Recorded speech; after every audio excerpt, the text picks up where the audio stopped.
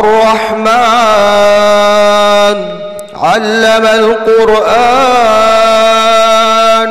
خلق الإنسان علمه البيان الشمس والقمر بحسبان والنجم والشجر يسجدان والسماء رفعها ووضع الميزان ألا تطغوا في الميزان وأقيموا الوزن بالقسط ولا تخسروا الميزان والأرض وضعها للأنام فيها فاكهة والنخل ذات الأكمام والحب ذو العصف والريحان فبأي آلاء ربكما تكذبان خلق الإنسان من صلصال كالفخار وخلق الجان من مارج من نار فبأي آلاء ربكما تكذبان رب المشرقين ورب المغربين فبأي آلاء ربكما تكذبان مرج البحرين يلتقيان بينهما برزخ لا يبغيان فبأي آلاء ربكما تكذبان يخرج منهما اللؤلؤ والمرجان فبأي آلاء ربكما تكذبان وله الجوار المنشآت في البحر كالأعلام فبأي آلاء ربكما تكذبان كل من عليها فان ويبقى وجه ربك ذو الجلال والإكرام فبأي آلاء ربكما تكذبان يسأله من في السماوات والأرض كل يوم هو في شأن فبأي آلاء ربكما تكذبان سنفرغ لكم أيها الثقلان فبأي آلاء ربكما تكذبان يا معشر الجن والإنس إن استطعتم أن تنفضوا من أقطار السماوات والأرض فانفضوا لا تنفضون إلا بسلطان فبأي آلاء ربكما تكذبان يرسل عليكما شواظ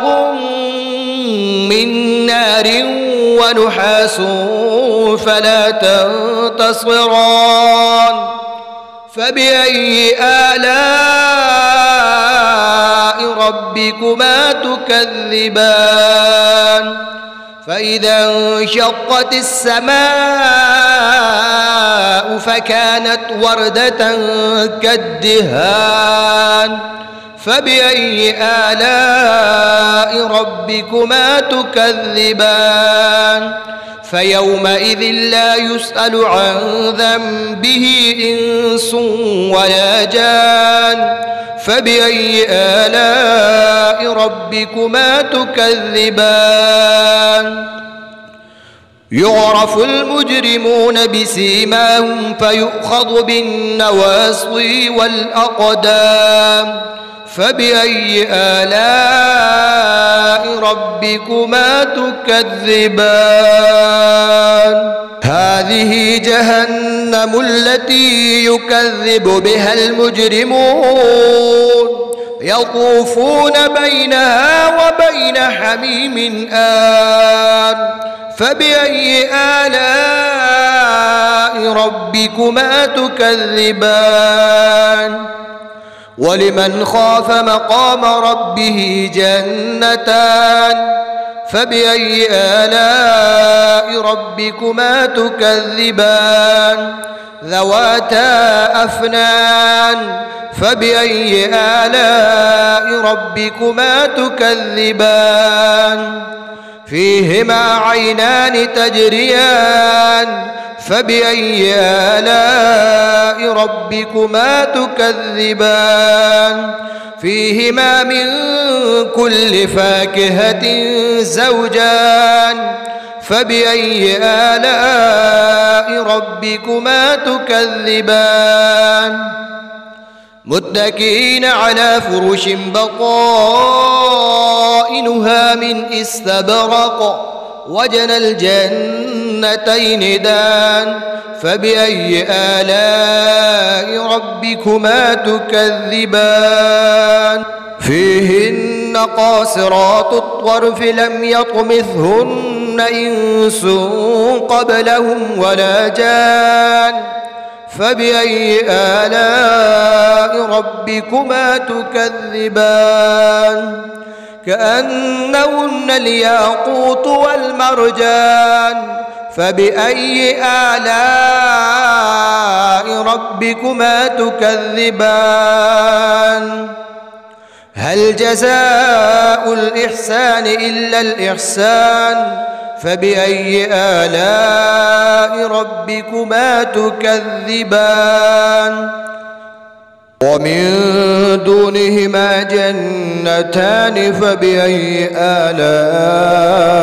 ربكما تكذبان مدهامتان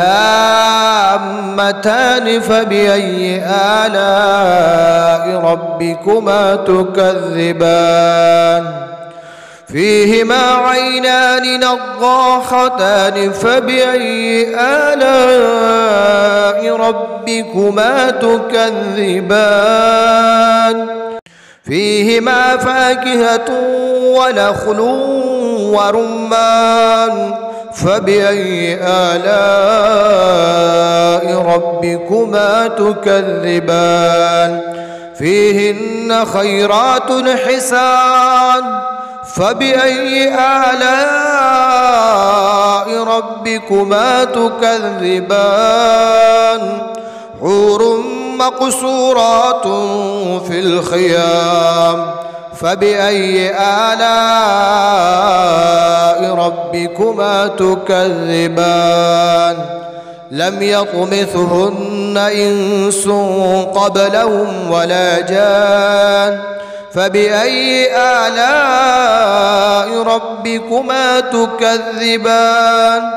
متكئين على رفرف خضر وعبقري حسان فبأي آلاء ربكما تكذبان تبارك اسم ربك ذي الجلال والإكرام.